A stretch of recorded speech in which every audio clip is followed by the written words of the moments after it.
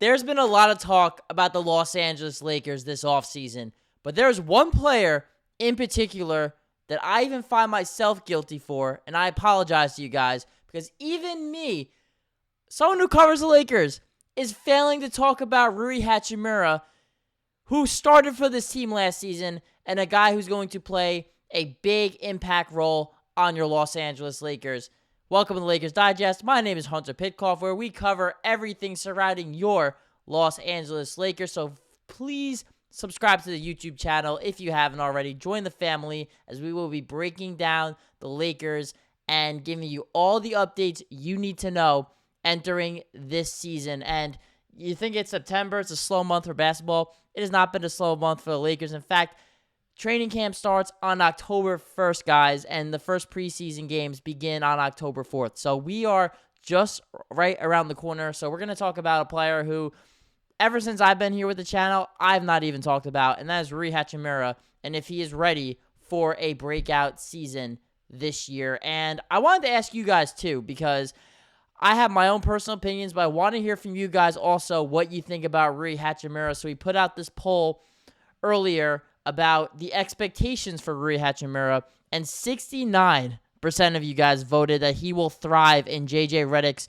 new system. 8% said that he will struggle, and 24% that said that the Lakers should possibly even trade him. We're going to be a little bit more optimistic today. We're going to talk about how Rui Hachimura can be a great fit for this team, how there's a lot of untapped potential there, and that JJ Redick very well might be the guy that brings out the best in him. So let's get into it right now, because Jay-Z, you know, I'm from New York. I'm an East Coast guy.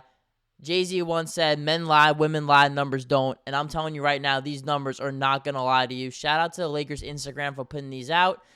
Rui Hachimura, 37 field goals on baseline cuts last season. And some other stats they posted too. 1.17 points per possession in the post.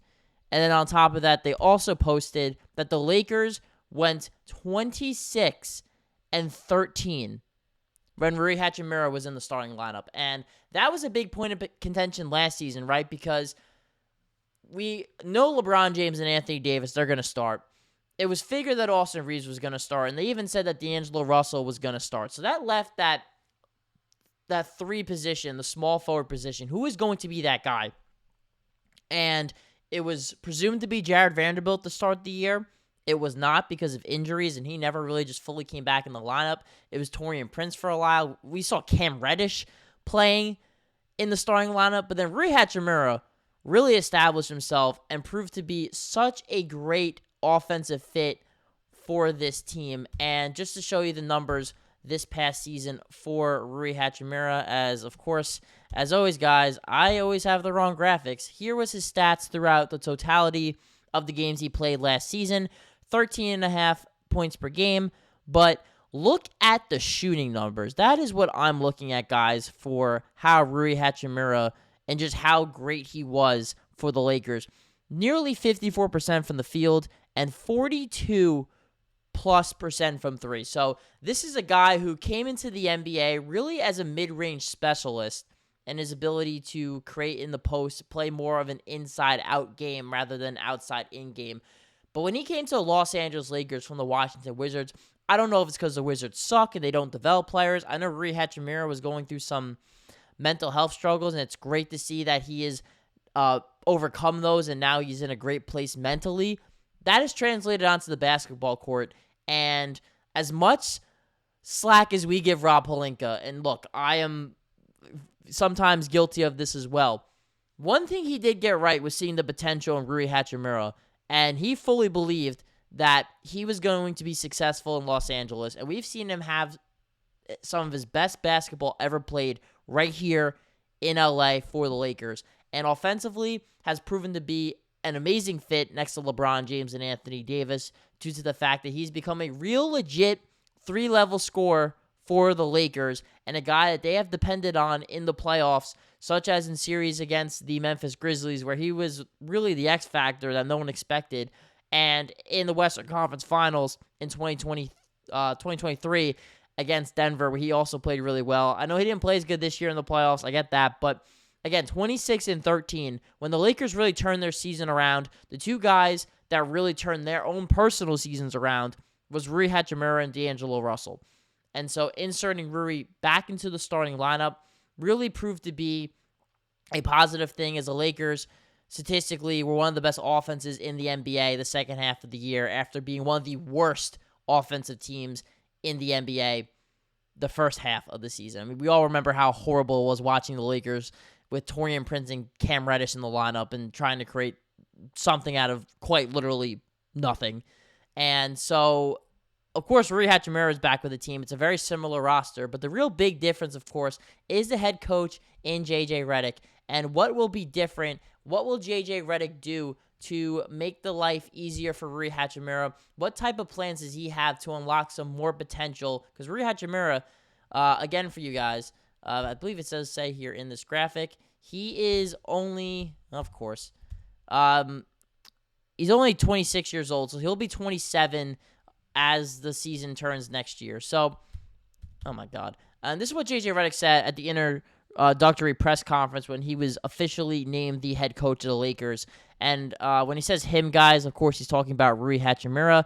For him, in terms of him and how he envisions Rui on this team, I want to bring more I want him shooting more threes. I brought this up about the offensive rebounding. I think he can be an elite offensive rebounder. Rui can be an excellent cutter, and part of that is because we're going to manipulate screening angles. He's going to get mismatches, and he can really score at the basket if he has smaller players on him. First off, I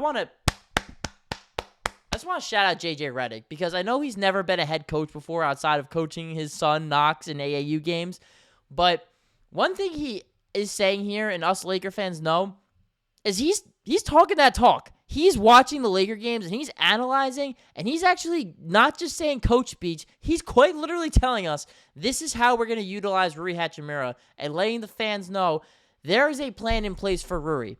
And this is a guy that, look, he might get traded if there's a bigger fish out there in the sea, and the Lakers have to give up someone like him.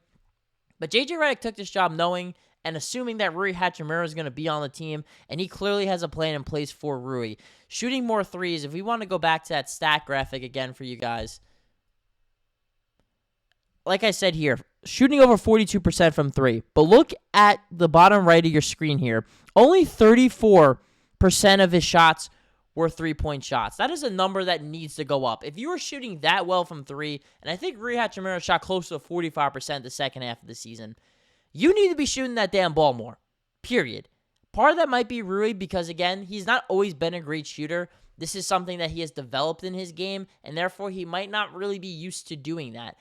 And he is someone who loves taking contested mid-range shots, but he's very good at making them. As you know, we were showing in the graphics, he's a great post scorer. He's great at cutting and going baseline.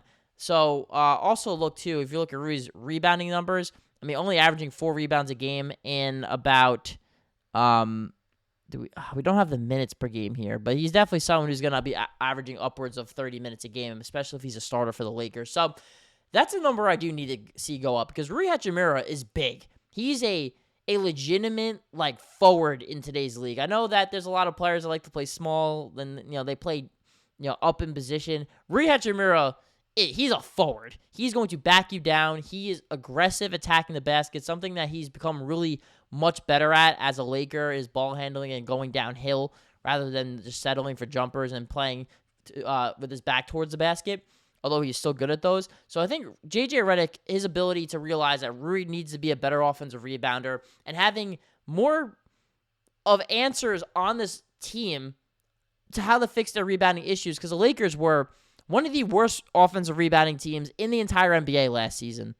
You can look at every number. It's going to tell you the same exact thing. And so the fact that he's like, let's use what we have right now, this really big, strong athlete in Rui Hachimura, he can help fix this problem.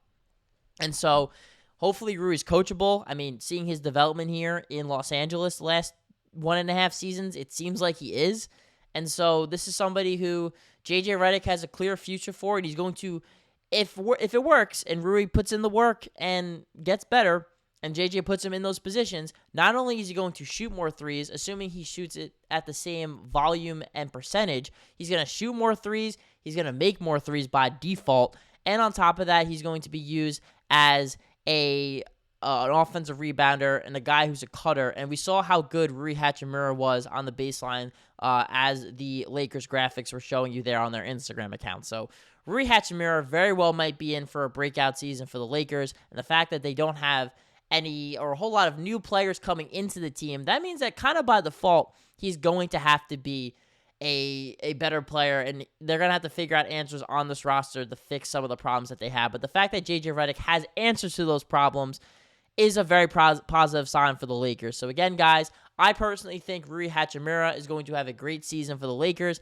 I also apologize, guys, because I feel like we cover so many guys on this team. I just forget Rui Hachimura. I forget to mention him. And that's not fair because Rui is, in fact, one of the best players on this team, and he's going to be a big reason, a make-or-break reason why the Lakers will be great or they'll fall short of expectations. But, guys, let me know in the comments, do you agree that Rui Hachimura is going to be an X factor and is due for a big season for the Lakers? Do you think that maybe JJ Redick is over his head, he's not going to fix some of these issues in Rui's game, and that he's going to be somebody who we should expect some of the same? Or do you think the Lakers should ultimately trade Rui Hachimura? But again, I appreciate you guys letting me know in the YouTube polls as well. Me and Okechi, my other co-hosts, we do a great job of trying to put those out. We want to talk about things that you guys want to hear. So the more you let us know and interact with us, the happier we will be to give you the content that you need. So again, guys, thank you all for listening to Lakers Digest. And I promise we will continue to keep you all up to date on everything surrounding your Los Angeles Lakers.